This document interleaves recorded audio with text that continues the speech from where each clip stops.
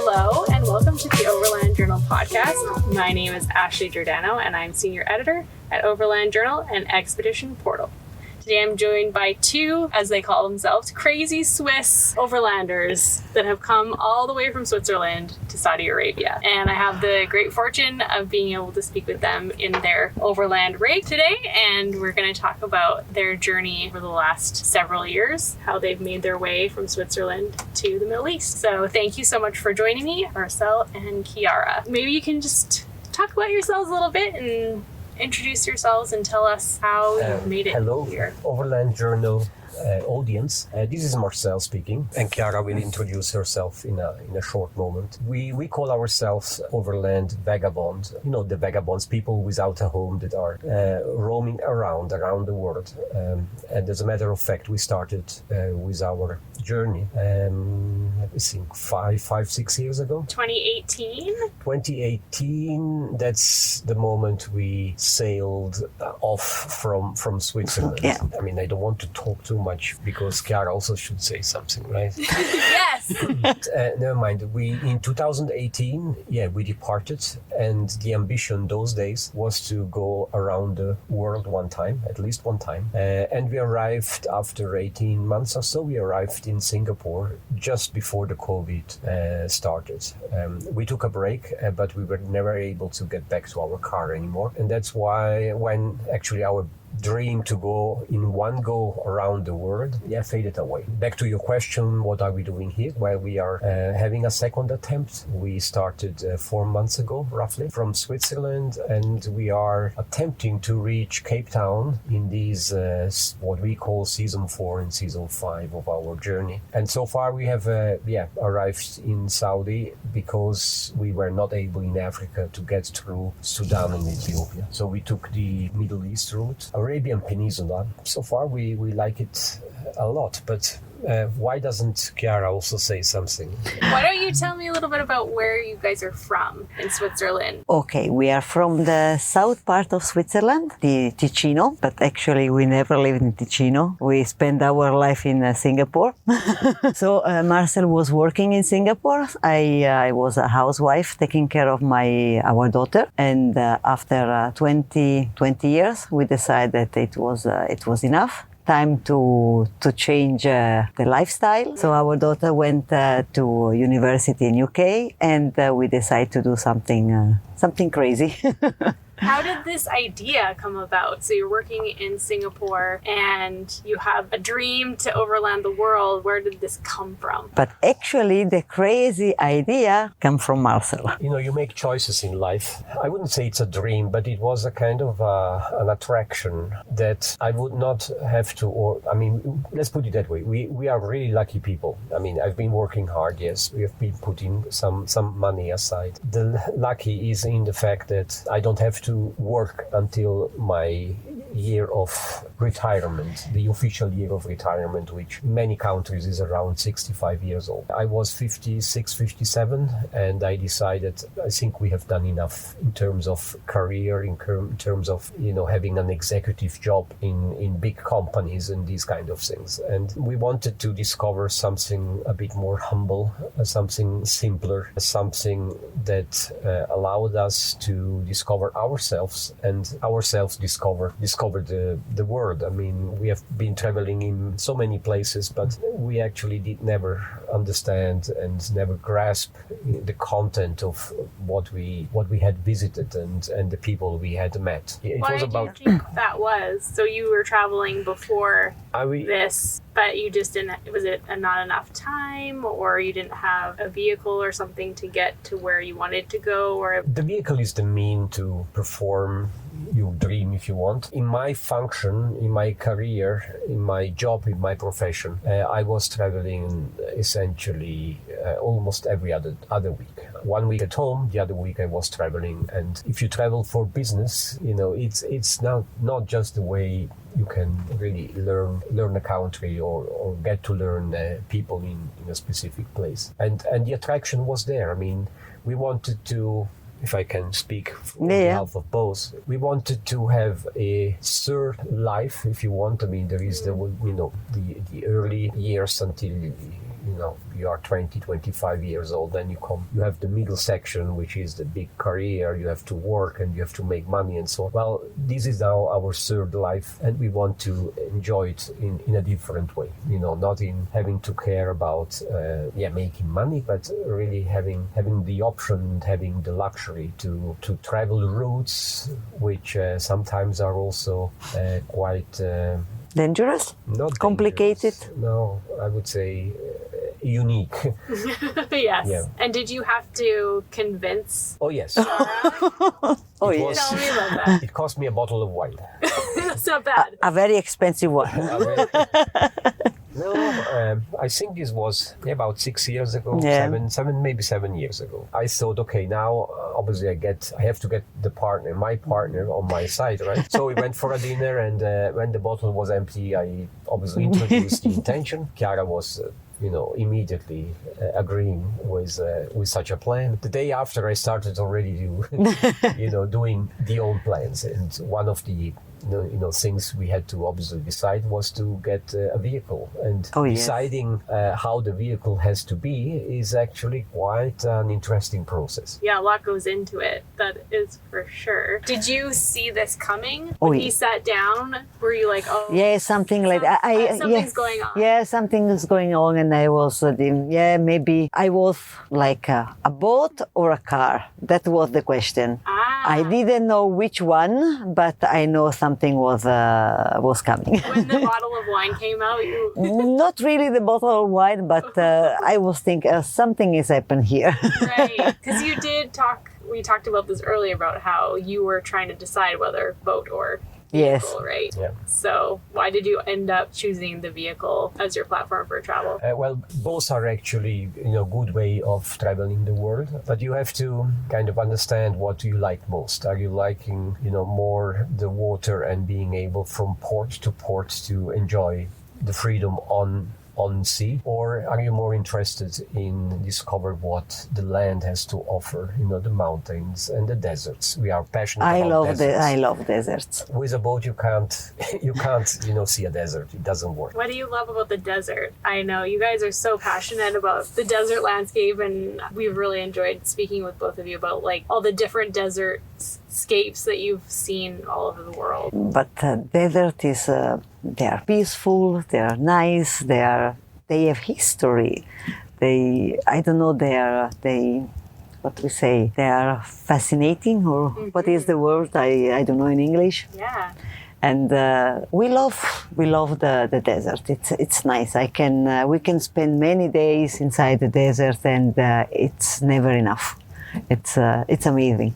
It's maybe a contrast. I mean, we were born in Switzerland, in the south, where there are still quite important mountains. So we are mountaineers, if you can say, and the desert is pretty much a contrast to being in the mountains, because it's all flat normally. There are dunes, but it's essentially flat, right?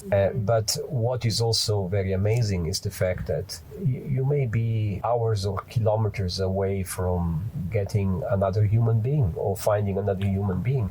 You are destined, you have to cope with nature in a very extreme fashion. If you take the Dashalut in Iran, this is probably the hottest place on earth, where the temperature can go above 50 degrees Celsius. Wow. I don't know in Fahrenheit. You can I don't know either. But it's known to be the hottest place on earth, right? And you go there is no one else. You have a car. If it breaks down, you are in trouble. Yes. Right? And this kind of challenge is what is very kind of intriguing to me. Oh, and yes. I like that. I Yes. like that. Nice. So speaking of challenges, you agreed that you were both going to go overland together around Yes. the world. And the vehicle was the next step. Maybe tell us a little bit about which vehicle did you choose and why, and how did it come together? First, we tried to find the pickup. The choice was the first choice actually was the Toyota Hilux, because we were in Singapore. We went on the Asian part and look, and the Hilux we would like to have in Europe. It was not possible, so we chose the Ford Ranger. There was a good price, a good deal, so it was the Ranger. Nice. after it was the shell. I mean, to be honest, there is actually a YouTube video. I can't remember whether it's season 0, episode I think 2 or 3, where I explain the process of choosing, your own rig, your own vehicle, which by the way can be completely different from person to person, from couple to couple, or family to family. I try to several times to highlight the fact that you need to understand your own requirements first. Are you using it to do what? What are you really pursuing? Do you want to just do off-road all the time? Do you want to do long kilometers? Do you need a certain comfort, or are you more Spartanic in the way you install your equipment? These are all things you need to understand first. We went through the process to understand our requirements, and eventually, the result is what you see here. It's a compromise. Obviously, we would like to have more space, a better toilet if you want, but on the other hand, we wanted to be also quite quick, quite agile in the way we travel. I mean, we can travel like a normal car. It goes theoretically into a container, and it was one of the requirements, so we can ship it across continents. Things may change, or other people may have different requirements, so the outcome would be a different one. Besides fitting in a shipping container and being agile, what were some of the other requirements that were important to you? Well, obviously, all terrain. I mean, we want to be able to visit deserts, as an example. You can't do that with a normal camper. You need specifically equipped 4x4 rig that is capable of doing that. There are other requirements, like it has to be reliable. We had, as Chiara explained, we had to opt to get this Ford Ranger, which is, by the way, not an American, but it's a European or Australian, better say, type of vehicle. But we have traveled in several countries where this brand and this model and make doesn't exist at all. You travel through Iran, through Turkmenistan, Uzbekistan. These are kilometers and kilometers you drive. And if something happens, you are in trouble, because there is no workshop who is going to repair anything, because this car does not exist in those countries.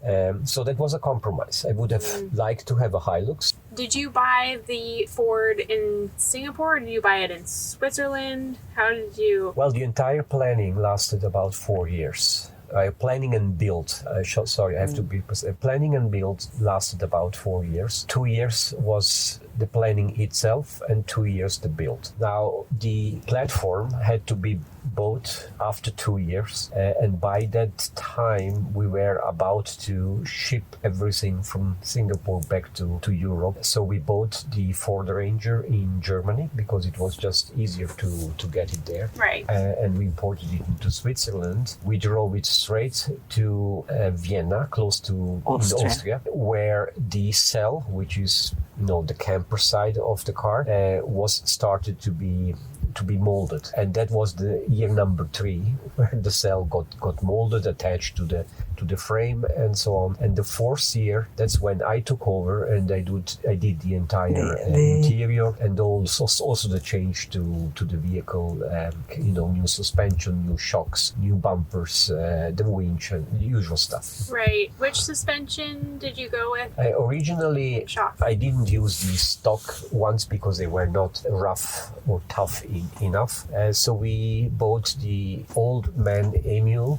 That's an Australian product. Unfortunately, after 40,000 kilometers, the shocks were completely dead. Now I have the second version of the heavy-duty shocks, which are Konis, and hopefully they will last until South Africa. Let's see. Put on a snorkel. Oh yes, snorkel. You said front and rear bumper? The front bumper, because we had to host a winch. Right. So you need another bumper. And the rear bumper is, they're all custom made. And the rear bumper is actually an air tank, because when I let the compressor run, it actually fills my rear bumper with air. Which, cool. it's something a bit particular to this build. Nice. So you had the vehicle and the cell, or the camper, and the camper came empty. Is that correct? Yes. And then you built it out. Yes. And you took a lot of inspiration from boat building and how boats are built for the interior. Absolutely. I mean, being close to North Italy and the Como Lake, this is an area where there is lots of craftsmanship about boat building. There is a lot of people that know how to build the interiors of those boats, and we copied or took over some of these techniques and technologies in making the interior of our cell. You can see lots of wood. It's teak wood, and you can see usual stuff that you normally would see on a sailboat. Definitely, yeah. How did you decide where to put everything, I guess? Did you come in and say, I would like the sink here or the kitchen here? No, that was Marcel. No. Here is Marcel. Did you see other vehicles that inspired you, or did you kind of sit in the camper as an empty shell and visualize, or? No, I mean, I discussed it also with the guy in Austria that built the shell, because we had obviously to prepare things a little bit for what was to come, but there are a few rules that you have to follow. So everything which has weight, which is heavy, you try to keep it between the two axles. Yeah. Okay, so you don't put any big weights to the very end, to the very back. The kitchen is quite light. That's actually why it went there. The bed was clear. I mean, it's the front side where we can sleep very comfortably, I have to say. Mm-hmm. Yeah. Nice. Very good. We sleep very well Yeah, here, right? it's very comfortable, the bed. Actually, much comfortable than the one at home. Oh, that's great. Yeah, yes. Important. I like how, I don't think I've seen a lot of Overland campers that have this kind of rounded shape. And with the Ranger, you're quite narrow. It's obviously easy to fit in tight spaces to a certain extent. And the nice things is sleeping with the stars. Yeah, you have a window right above your head. Yes, so it's nighttime. It's wonderful. Yeah, we have a window up our head, but we also can open completely the roof, the entire roof section, which is very good when it's hot. We could not afford an AC simply because of weight reasons. An AC takes a lot of energy, so you have to have big batteries, and it's not something that goes into this kind of build. So you need to have lots of air. So we have ventilators, the roof, the open roof. Yes, and you have a heater. Oh yes. As well. Yeah. Which one do you have? It's a Truma 6D, if I'm not mistaken. All respect for this kind of. I mean, it's incredible. In 5 minutes, I can turn this into a sauna. Nice. That's great, because you've been in some really cool places. We have been, yes. Yeah. Oh yes. So tell me about the vehicle build done. You're ready to go. This is season 0, I believe. On your YouTube channel, you've documented all of this. And you go to leave. You do a few countries in Europe, right? And you're learning along the way. What did you learn from the, I guess, maiden voyage or the test trip? No, the test trip we went to France, actually, just for 2 weeks, if I'm not wrong. So we just went to the north of France just to check the car, if it was good, any problem, just to understand how things are working. And it was okay, actually. What kinds of things did you learn? Do you remember? It was a while ago. Oh, it's a long time ago. I have to think about it. Yeah. I mean, essentially, we tested that everything works. Yes. I mean, filling water, I mean, there are simple stuff that you need to know how they work. And also, because if you find yourself somewhere in Central Asia, and you have to know how things actually work the way they were planned to. Actually, after we came back, I changed all the organization of the kitchen. I changed everything because it was not on the way I like it. We changed a lot of things, actually. But at the end, it was, I think, September. We were ready to start our journey. We were not ready, but we say... Yeah, we are... You're never ready. You're never ready. It was time to leave. Yeah. Yeah. And okay, that is back in 2018. 18, yes. Our dream was to drive from Switzerland to Singapore, then continue to Australia, then South America, North America, then Africa, and back to Europe. That was our dream. Yeah, right? the plan was like that. And obviously things happen. Yeah. And as I was mentioning before, arrived in Singapore, our dream came to a halt. But not in Singapore, in Johor, in Johor Bahru. Yes. So take me through, you did the trip in France and you learned these things, rearranged your kitchen, and then it was time to go. And then, where did you go? So we start from Italy. No, from Switzerland, sorry. We start from Switzerland and we arrived. Season 1, it was until Marcel. Okay, we split our entire journey into what we call seasons. Yes. Season 1 was from Switzerland to Georgia. Georgia, not Georgia, US. Georgia, Right. Georgia in Asia. And I would say the highlight of that trip was about 2 months that we spent in Turkey, which, by the way, is a fantastic country to visit. I wouldn't do it in the winter, but any time close to the winter is fantastic. And you can choose, north or south if you want more cold, more warmer weather. What did you enjoy about Turkey? Because I've heard a lot of people say they really love Turkey for a variety of reasons. Why did you like it? Well, first of all, it's the closest you can get out of Europe from home, right? I mean, the moment you cross the Bosphorus, You are in can Asia. say you are in Asia. Which is, and probably you heard it before, but we have a special affection for Asia, having been living 20 years in Asia. Getting into the same continent again was a bit of it was special. The nice thing about Turkey is, first of all, from a cultural side, there are so many, Greek, Roman, old cities that you have to visit, and one is just more beautiful than the other one. The food is good, the people are nice, the infrastructure is actually excellent, I have to say. So the roads are paved above 2,000 meters, Yeah. which is excellent. You have a 3G coverage Everywhere. across the nation. Wow. Yeah. It's fantastic. The only part where we felt it had still to be developed, and I'm talking about 2018, was the Kurdish area. But having visited again the Kurdistan, when was that? 3 months ago. Yeah, October. I can see a major upgrade in these last 2-3 years since we were there the first time. In terms of infrastructure? Yes. Yeah. Okay. Yeah. All right. So you got to Turkey. And then... From Turkey, actually, you cross into Georgia, and it was close to Christmas, and for us, time to have a first break. Right. I mean, our philosophy is that we move the vehicle across the globe, and whenever we feel we need a break, we take go a back. break. We go back home, we fly back home, leaving the vehicle where it is, and take 2-3 months in order to digest and to recharge, digest what we have learned, seen, and recharge our own batteries. So I think you said earlier every 4 to 5 months or something like that. You Yeah, usually something go like that, home, yes. Which I think is, if you can do it, it's a good idea. Like you were saying, to process what you've seen, what you've learned. Yeah, and you have great. See family. Exactly. You have friends, you have family that you have to see from time to time, right? Do you get lonely on the road, just the two of you, ever? No. I don't feel at all. No, Amazing. not at all. I mean, we are quite open, and we like to approach people and talk to people. If you have that kind of attitude, you will never be alone. True, yeah. Everywhere we go, we found the nice people.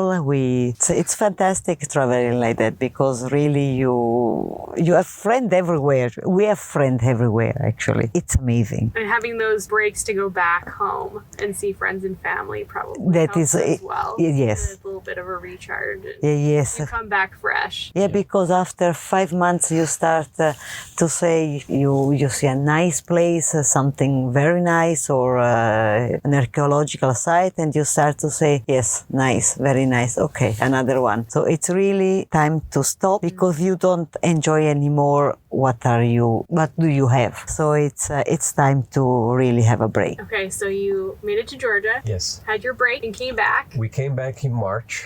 We paid a fine of 600 euro. 600 euros because we overstayed, or the car overstayed. The car. I was going to ask about that. Have you ever had an issue like not being able to find somewhere to leave your vehicle? No, that's not the problem. But sometimes you just don't know all the rules, Sure. right? And like Georgia, the temporary import permit or yes, something. runs out, Georgia allows you 90 days, and we overstayed. I mean, the vehicle overstayed. It stayed 120 days or something. So we have to pay a fine. Well, Yeah. whatever. Okay. Yes. Anyhow, Georgia, Azerbaijan, first highlight was Iran. I know that some of us are not allowed to travel freely through Iran, but I can say it is an amazing country. Yeah. And the people are extremely nice. So that was one of the highlight of season 2. The second highlight, I would say, was the Pamir. The Pamir Highway, yes.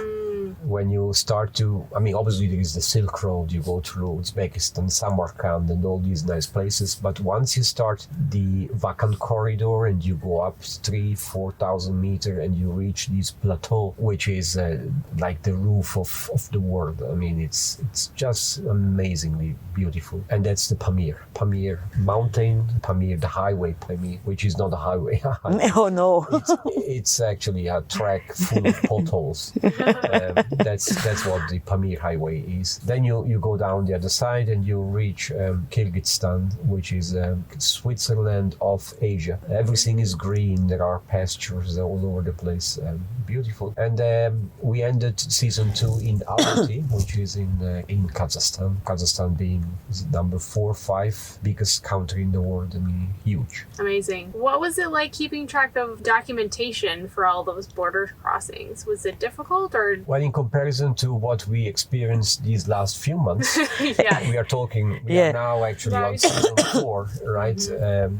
Going through some of the Middle East countries. I have to say it was fairly easy. Very easy, yes. Sure. If you can cross a border within 3-4 hours, I think, I mean, to us, it is an easy border crossing. Yes. Right? I mean, the former Soviet Union countries, they are pretty Organized. well organized. Yeah. I should Gotcha. say, yeah. And did you need to get visas or Yes. did you need to get visas in countries, embassies beforehand or did Yes. you? Yeah. Yes. Okay. I mean, most of the countries allow you to organize either the visa electronically or on arrival. Right. But there are 3 countries in our first 3 seasons where we had to get the visas upfront.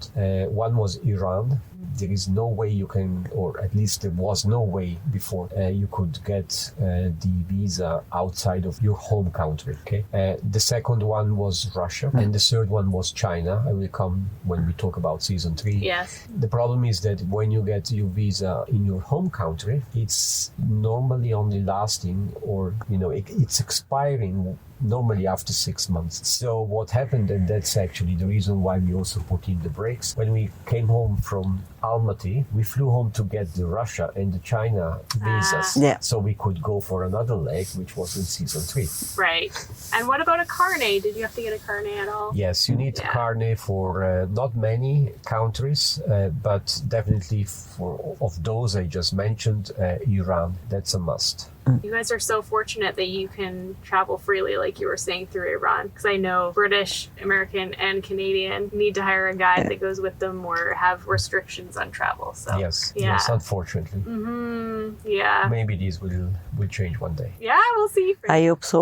Fingers crossed. So you end up In Almaty, Kazakhstan. Right. That was the end of season 2. okay. We started 3 months later. In July. So we started 3 months later. From Almaty, we drove north. We went into Siberia, into the Altai area. We didn't spend a lot of time, frankly, in Siberia. It was because very we hot. wanted to spend as much as we could.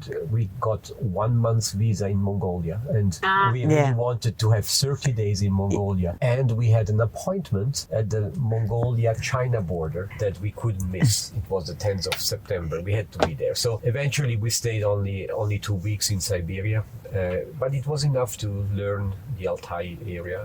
Yeah, very beautiful area Yes, in the wonderful. summer. Yeah. And then 1 month in Mongolia, which was Fantastic. That's the paradise of every overlander. Why is that? First of all, there are no roads. There are only directions. So when you go from one place to the other, you just head towards that place. There is no road to follow. You just follow a track, the track that goes closest in the direction you want to go. And the best thing was the washboard, Marcel. No, that's not the best. The best thing is that when it's 5, 6, 7 o'clock and you think, oh, maybe we should find a camp. Wherever you are, you just stop, and that's where you put your camp. Wow. It's one huge campground. That's Mongolia. Yeah. And okay, apart from that, I mean the landscape.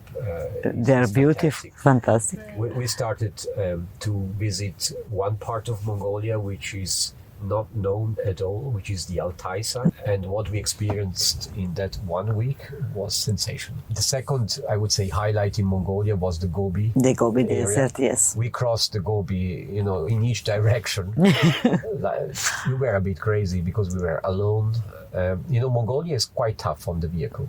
Of 3 cars that go to Mongolia, 1 breaks down completely. The second one has some major failures that need repair, and the third one, gets through unscathed. We had absolutely no problem. No We were problem. really lucky. Nice. Yeah. That's awesome. Then came the crossing of China from north to south. Yes, from Herenot. So you met up with a few other travelers. Yes. You can't With a do guide? that on your own. You need Correct. a guide. We were actually, I and another lady from Germany, we organized a group of 4 cars, and the 4 of us hired a guide. And with the guide, 40 days we crossed the entire China. That was tiring because you do a lot of kilometers. China is not small. Yeah. Right. And frankly, 40 days are, every day you have to travel about 200-300 kilometers. Wow. What was it like having a guide there? How did that work logistically? We were extremely lucky. We were on our own, normally for 1 or even 2 days. And after 2 days, we met the guide and we go and have dinner together, and we are let alone again for another 2 days. Really very easy. Extremely easy. And the good thing, the guide was organizing the entry tickets for all the sites visiting. Yeah. Oh, nice. So doing a lot of things that we could not as Europeans because we don't speak Chinese. Because of the language. And how did you track down a guide? Social medias, Yeah. they help a lot. Sure. Like Facebook groups and things like that. We Yeah. asked around, and eventually we found this company and the guide, because every company has a number of guides and not all are equally good. I see. The one we found was really Really good and nice. Yeah, those Facebook groups can be really helpful. Overland Middle East Facebook group, that is how I found you guys. That's how we met. And that's how I found out a lot of information about this area before we decided to come to Saudi. So it's really helpful. absolutely. And it's awesome too because you get to connect with other people. Well, it's not like the Panamericana. where sooner or later you bump into another overlander because it's just one way, right? In Asia or even here in the Middle East, you don't see other overlanders. You are essentially on your own, unless you know someone that is traveling in the area and you can make an appointment. You can meet them, Yes. Yeah. but it's very tough to meet other overlanders. Yes. Yeah, it's a whole different ball game over here. I'm realizing. Or at least the way we travel, because we are now in mid of January in Saudi Arabia. It's probably not, how should I say, the best season to do Saudi Arabia. Definitely not the summer, and the country is so big. It is. It's huge. So just to complete, we did China. After China, we went into Laos for the first part, because Laos and Thailand are 2 countries which are very long from top to down. We went the first time to Thailand just to visit places we know pretty well, like Chiang Mai, Chiang Rai, and just to tick them off with our own car instead of having a rented car. So then we went back into Laos. We met some friends there which were coming also out of China. Then we traveled south. We crossed into Cambodia. We went back to Thailand. From Thailand, we went into Malaysia. And then our trip was coming to an end because, this season was coming to an end. And we were quite fast because that's an area of Asia we know very. Very well. Right. And the countries are getting smaller. Yes. In comparison well, in to comparison Central to Asia. China, absolutely. Yes. Yeah, our target was to reach Singapore, which means Johor. Maybe Singapore is the only country in the world that does not allow overlanders vehicle. That's right. In the moment you have either a kitchen or a sleeping capability, the car is not allowed to enter. So we parked just outside Singapore, which is Johor. And that was the end of season 3. 2019. It was Christmas 19. Yeah. We flew home with the intention to get back In February. The 12th. And in the meantime, COVID came up, and we didn't see the car for another 18 months. It was just stuck in Malaysia, and we could not fly to Malaysia to pick up the car. Where did you park it? We parked it to some friends, very good friends, so just leave the car at their place. And the car was safe, but under the rain and under the sun, that was the problem. How did that affect things? Especially the rain. But when the car came back, actually Marcel was doing a lot. Well, there have been, in the last few weeks before the car was shipped back to Europe, there has been some heavy flooding in Malaysia. In the area, and our car got flooded as well. Oh no! It was full of water, and as you can imagine, with all the wood that we have, everything was moldy and stinky. It took me 3 months to repair it. The most important thing is that it took us about 18 months until we got the car back from Malaysia. Thanks to our friends, we managed to get it onto a ship, and through Ro-Ro we shipped it to Bremerhaven in Germany. Okay. So did your friends have to drive it on, or did you end up being able to come and It was... Just to move it from Jobaru to the port, it took me 6 months. And I'm not joking. Wow. Because first, COVID, every country implements restrictions in its own way. And Malaysia, they decided to block the interstates. That means you cannot move, you cannot drive, from one country within Malaysia, or let's say from one province to the next province. So these, 2 months until these would happen. Then when it was ready to be driven to the port was about 300 kilometers away. There was no ship. The ship canceled, so no vessels. Yes. And the moment the vessel was available, the drivers turned down and said, no, I'm not driving the car anymore because of fear, because of COVID and all this stuff. Sure. So eventually I tow trucked it from Jobaru to Port Klang, which is the port of Kuala Lumpur. And finally it made it on a vessel, and a month later it was in Germany. So what did you do for those 18 months? That must have been tough because you had... Well, we gained weight for sure. Yeah. No, it was boring at home. Yeah, I bet. What I was doing most of the time is editing videos because I had enough material. So eventually, a few YouTube videos got uploaded. Oh, yes. Yeah. But, it was about planning what was coming next, what was... about to happen next. So I had to buy all the pieces, do all the repairs to the vehicle. And eventually, once that was done, I started to plan what we are doing now, which is season 4 and season 5. Okay. Did you leave again from Switzerland or from Germany on this next? From Switzerland. We left on the 5th of October. We left Switzerland. So we just Italy, the Balkan, Turkey again. After it was the Iraqi Kurdistan. After we tried from the Iraqi Kurdistan to enter in the Iraqi, the Arab part, but it was impossible. So we went back to Suleimania and tried to get a visa for Iran, from Iran, just a transit visa for a 5-day visa. After a long discussion and waiting. 3 attempts. 3 attempts, yes. After 3 attempts, we got it. So we went to Iran, 5 days, and finally we entered in Basra in Iraq. So this is where things get very interesting.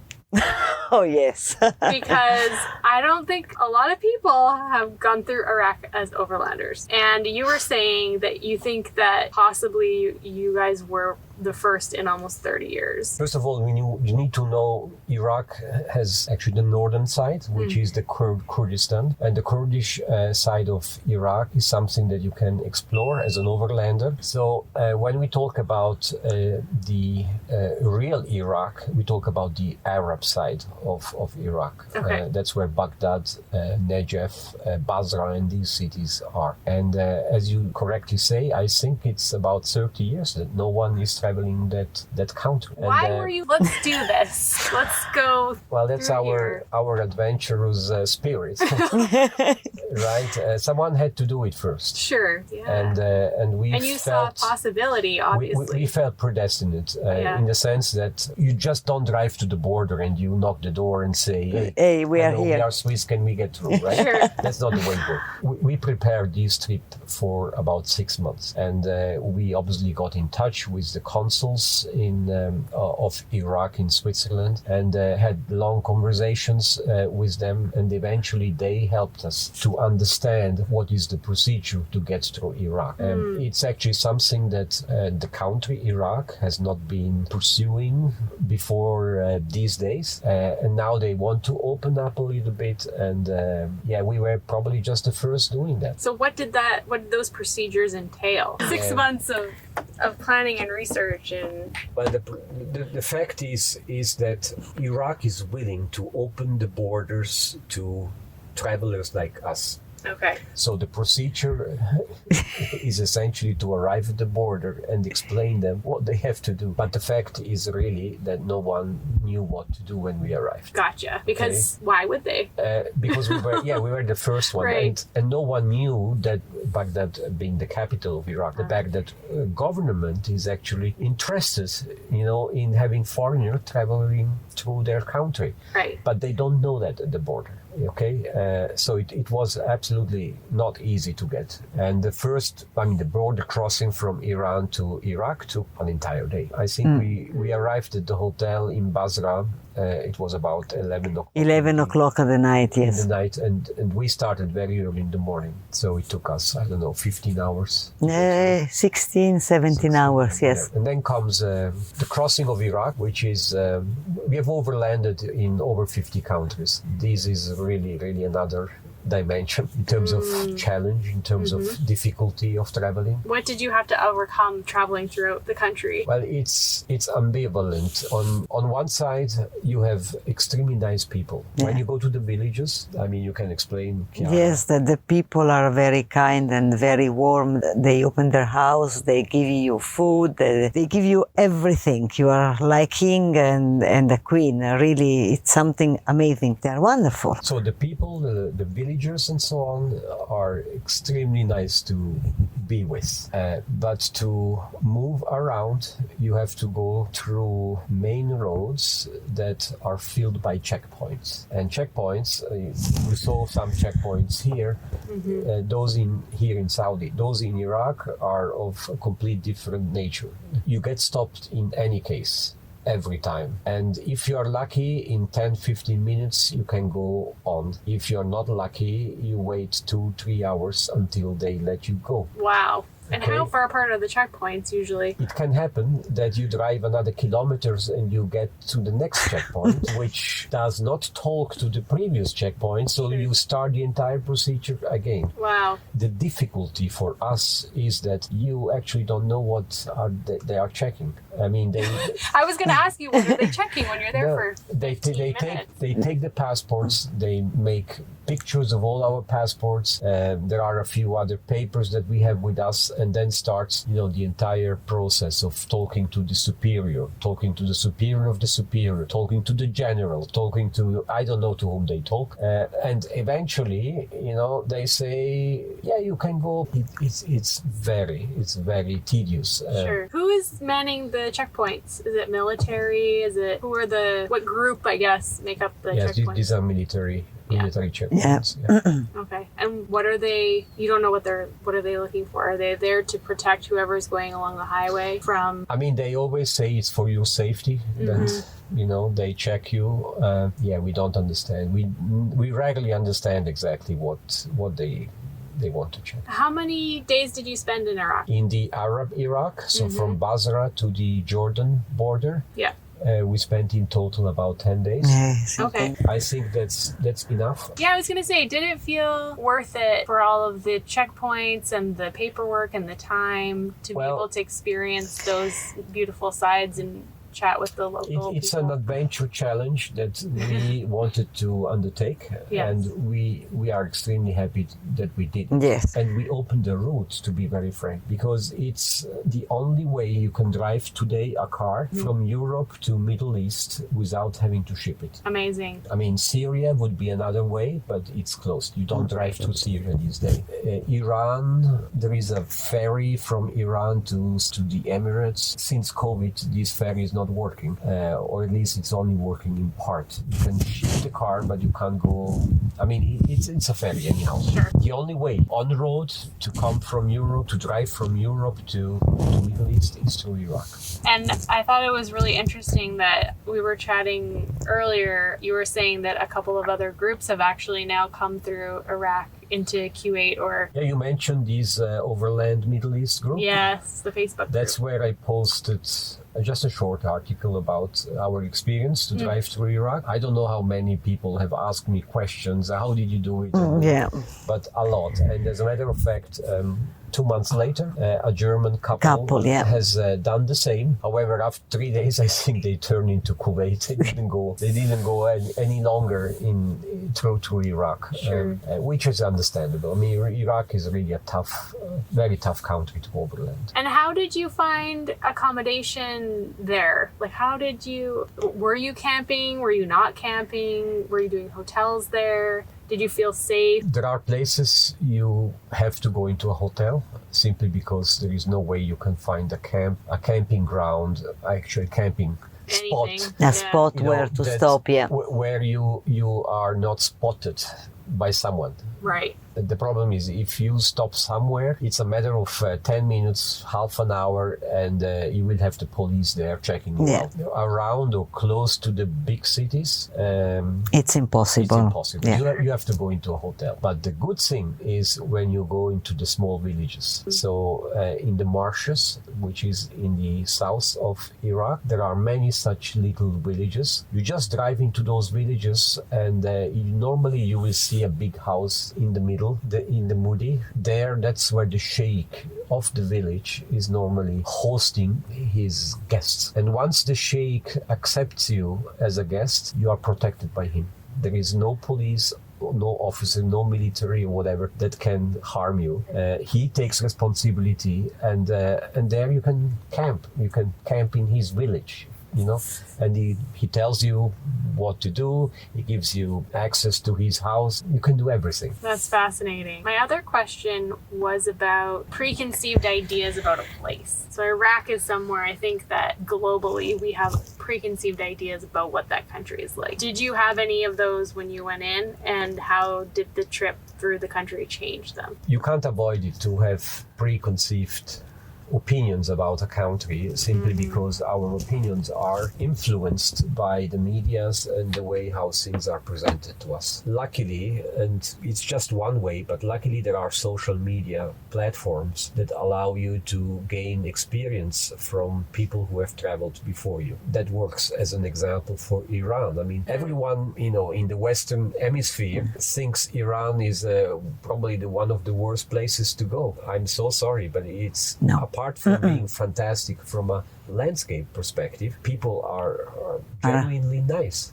Really, really, really nice, friendly and overwhelming, which is totally the opposite of what the media will tell you. Yes. Now, Iraq is a different pair of shoes because there are not many who have traveled to Iraq, and it has obviously nothing to do with what Western military forces have been doing in those countries. You have to kind of find you have to make your own experience. While for certain countries, countries, the social media platforms can help you have a more balanced opinion or a more objective opinion before you travel into the country. This was not really possible in Iraq because no one has traveled Iraq before, at least not the way we have done. So we had to rely on our own gut feel and our own experience, having traveled in a number of countries. The moment you are open, the moment you have a smile on your face, the moment you are honest and you are yourself, 99% of the cases you will find, you will have a very positive feedback from the people. Right. And this happens everywhere. Yes. Yeah. I think there's a quote about you don't judge the people of a country based on their government. Yes. Right. Absolutely. So you got through Iraq, trailblazing. Then what? What was next? Then the intention was to obviously go into Jordan because that's the best way of exiting Iraq, entering Jordan. We did that. We went into Egypt, which was a nightmare. No. No, it was nice. No, not Egypt, sorry. The border crossing was Okay. Challenging. Absolutely challenging. I mean, that's 24 hours. That's where we spent 24 hours on the border. We slept on the border. I mean, we don't have to go into the detail, but that's the kind of border crossing that, as an overlander, you really don't want to have No. too many of. Truth. But we managed. Egypt is actually a very beautiful Yeah, it's a very country nice country. to travel. A part of this usual checkpoints and Yeah, but it was quite fast, the checkpoint, and but you get escorted. One police car in the back. There are areas you are not allowed to travel on your own. Our plan was from Egypt to drive to Sudan, Ethiopia, and then go straight towards, not straight, but gently towards South Africa. We knew Ethiopia was a challenge by the time we departed from Switzerland, but Sudan was actually something that we had not expected before. There has been a military coup in Sudan, and Ethiopia is essentially a civil war going on with the borders all closed. So our intention to drive down the African continent, down towards south along the east coast, vanished. We had to make a U-turn, which has not been easy at all. It has taken about 1 week of organizing our exit from Egypt back into Jordan. We wanted to get from Egypt straight into Saudi Arabia,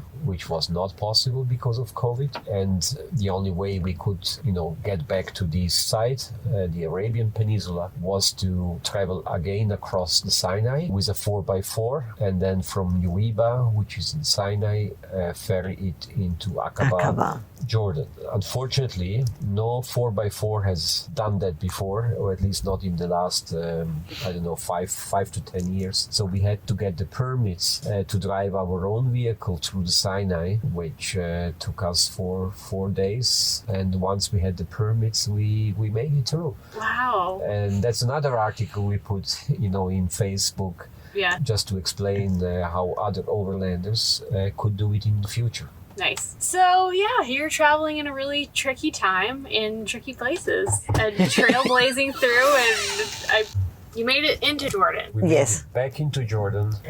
The choice of Jordan was also because it was Christmas. So we spent we could enjoy a little bit of Christmas, Sure. in the Arab countries.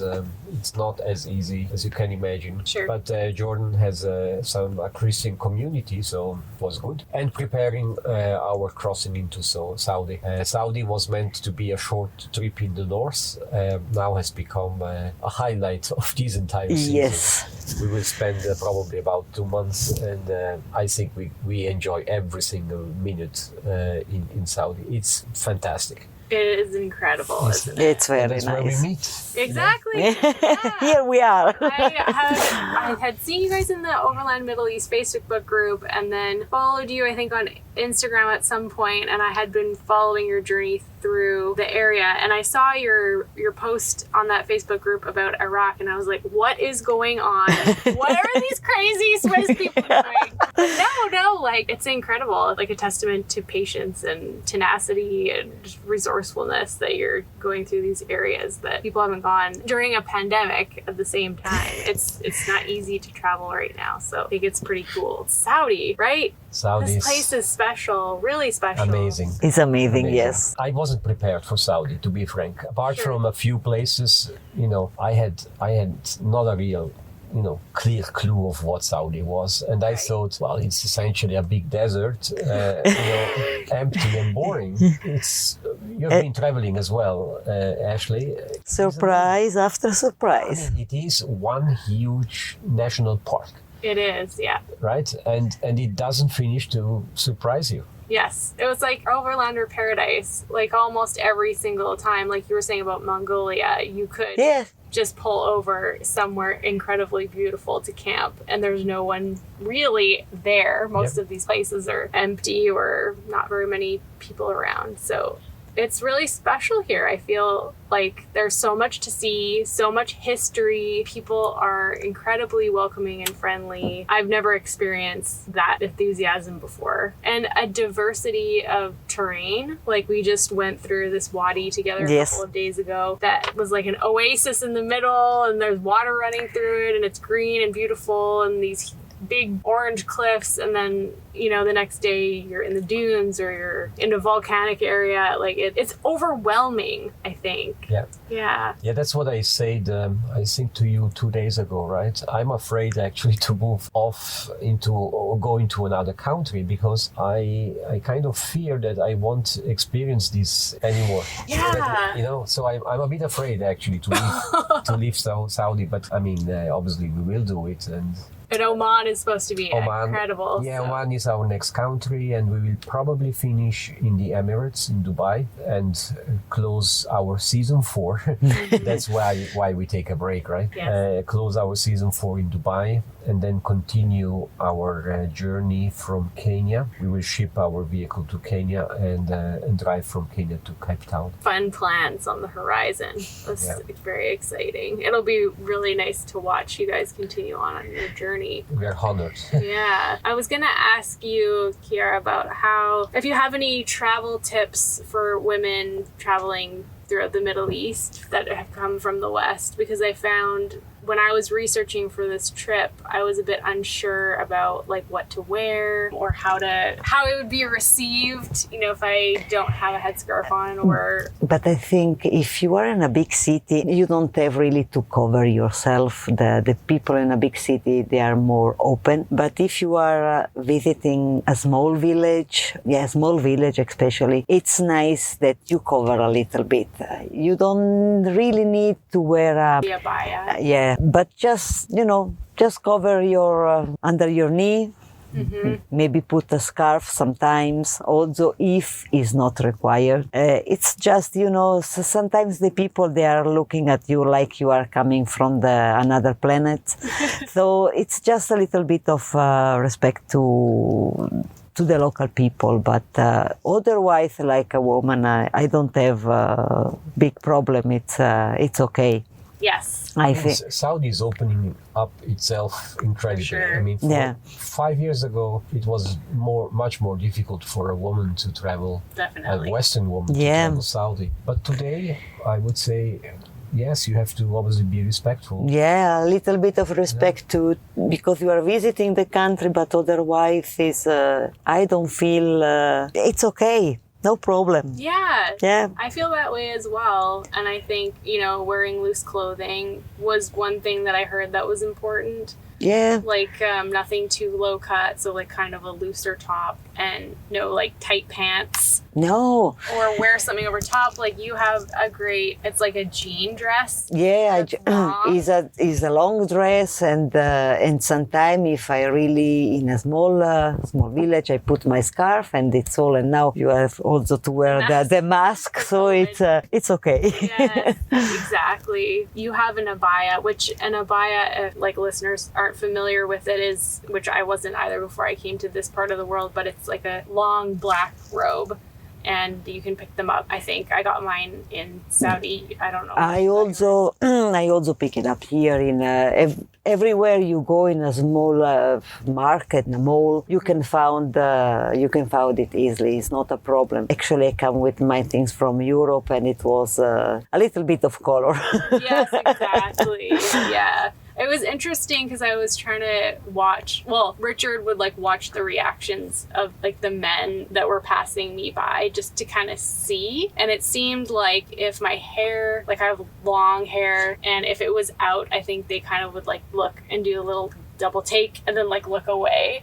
And so sometimes if I had a scarf over my hair, I drew less attention, but it's not required. No, it's not required. We do not have to wear an abaya. We don't have to wear a headscarf here. No, and we can drive. It's legal for women to drive. The only thing is sometimes when you go to the restaurant that you are not allowed to sit down with the men, so they just ask you, please just go with your husband to the family room. Right. So but okay, no problem for me. Yes, because they have in some of the restaurants, like you were saying, there's a family section. Yes. And then is there like a men's section as well, so you kind of get shuttled over to that, which is fine, I think. It might be more difficult sometimes if you're traveling as a solo female, I think. Yes, but it's for solo female. They just you go there and they come to pick up your order, so it's not a big deal. I think the cool thing too is that we get to see a side of things that, you know, like Richard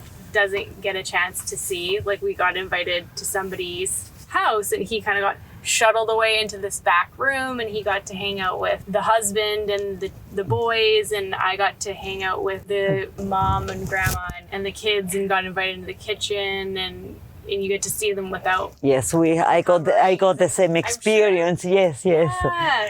And what was that like for you? It was nice because, you know, I was really curious to see actually the local women here. Yes. Because they are covered, so it's and they are nice ladies. They are really pretty ladies. Yeah, beautiful. Yes. And I think I would say like 95, maybe even 98% of the local women here seem like they're full. Yeah, yes. Full covering, so you really see eyes, and that's it. So I just saw maybe 2-3 ladies with the open without the face yes. covering. Yeah, it's a special experience for sure. There was a lot of Google Translate happening when I was over in their kitchen. I was like, what? No, I don't speak Arabic. Sorry. She was talking a little bit of English. Yeah, that helps. Oh, it's Normally, women are more educated in terms of English language. Mm-hmm. So that's something I experienced. If I see a couple and I have to ask any question, I normally try to ask indirectly, obviously, because you're not supposed to talk to the lady, but you try to get her a chance to answer because she will understand English. He will maybe not understand English. That's been our experience as well. It is interesting the first few days when you arrive and you don't really know like how to interact sometimes. Like I was a little bit nervous and intimidated almost, and I didn't know how, but it's like a human, it doesn't matter, you know. After a few days, you know how to communicate and how to manage everything. Yes, it takes time, but it's good. What have been some of the highlights for you guys traveling through Saudi, like history-wise, or like specific spots or food, or what do you think is the highlight so far? Well, in terms of history, I think we haven't seen yet the really highlights in Saudi, or at least compared to what you can see in Egypt or in Jordan. Yeah. You know, places like Petra or Saudi so far hasn't yet offered a comparable highlight, historically speaking. Seems to be like woven into everything. Yes, but I mean, a castle, or you go and see some, former. I mean, everything is restructured in a way that is almost, Disney World type. It's too nice, I miss a little bit this, let it be how it was, or let it show how it was before. They just do a bit too much. But again, the North is not supposed to offer a lot of history. Okay. It will be actually more the south. Sure. And I have a few places, a few spots that obviously we're going to visit. Nice. Starting with Jeddah. Jeddah. Mm-hmm. Jeddah has a few very, very nice historical sites to visit. Food is, sorry, not a highlight. It's pretty much the same everywhere you go. Right. I would say there are two things. One are the people, as you're saying. Mm-hmm. People are very friendly. The Bedouins, they invite you everywhere, to have a cup of tea or Yeah. they want, they are very open. So the people and the landscape. I mean, those deserts, some of the deserts are just fantastic. But you can have another. No, I'm same opinion. Food is not is good food, but maybe after 3 months of Arab food, it's enough. Chicken and rice. Chicken, yes. Yeah. It's not even Arab food, I think. It's a mix of Syrian, Bangladesh, and Indian food. So it's actually maybe we try local food, but this kind of local food you have it only when you are invited in someone's house. Somebody's house, yeah. Yes, but outside otherwise is a mix of food. Yeah, we have been invited by a local family a week back. That family has been very nice in terms of offering us all sorts of really Arab dishes. Mm-hmm. But you can't buy them.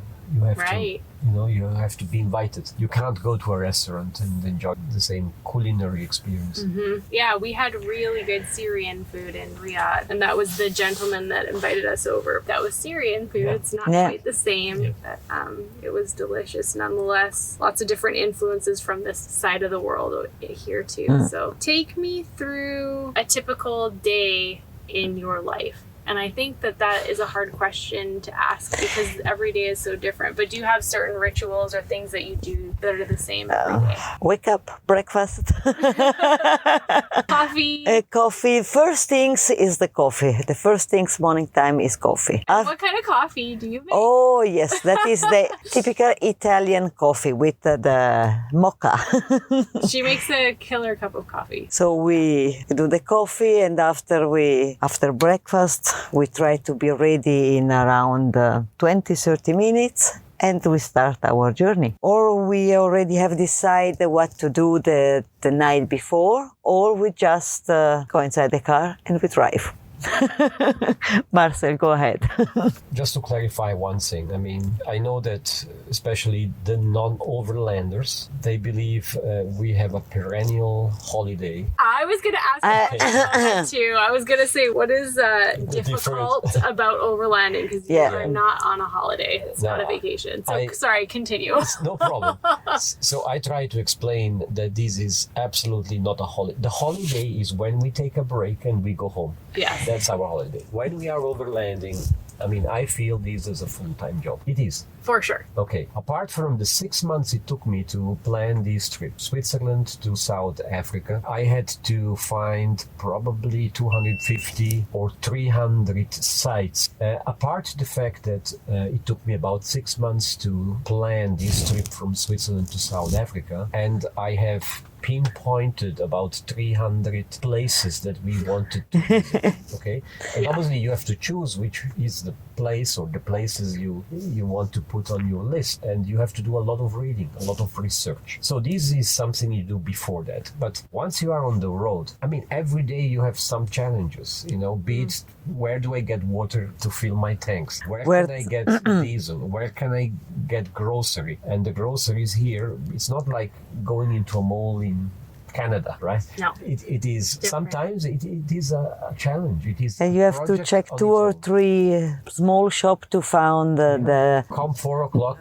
Okay, Saudi is very easy, but there are countries where at 4 o'clock you really have to find a camp, a place where to spend the night, and it's not that easy.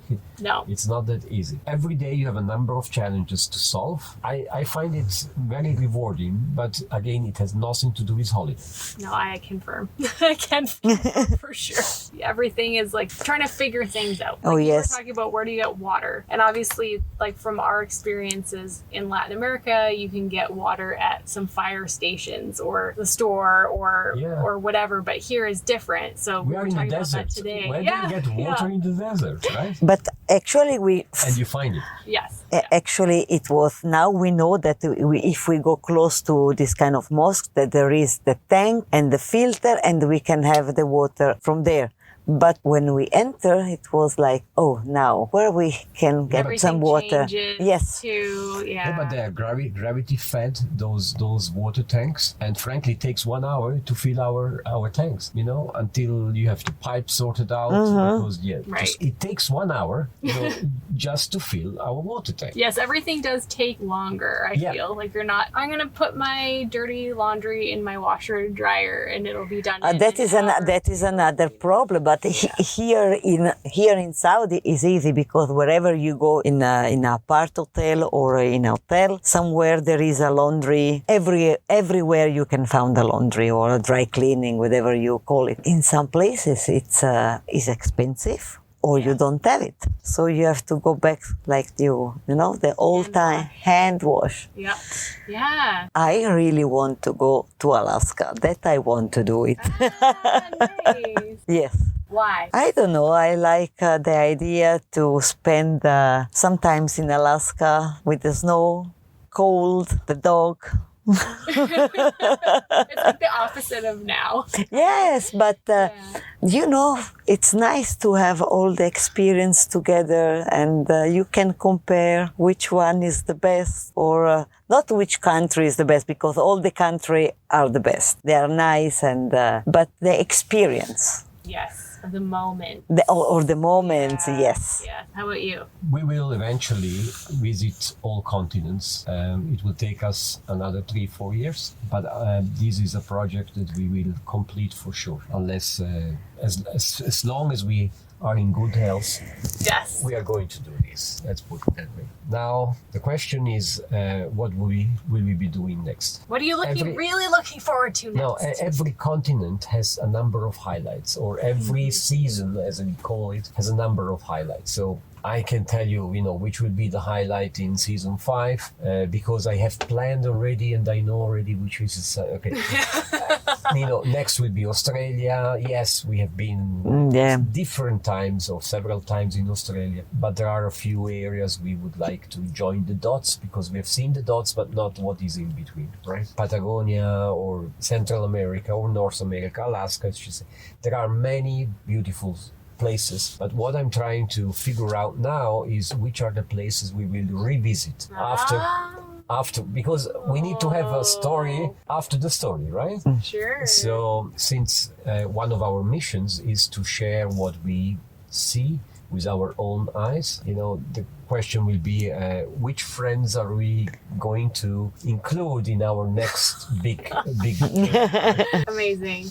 I love that. People want to find you on the internet, or they want to watch your YouTube videos of the Premier Highway or of the vehicle build or through the Balkans. Where can they find you? We are called Overland Vagabond.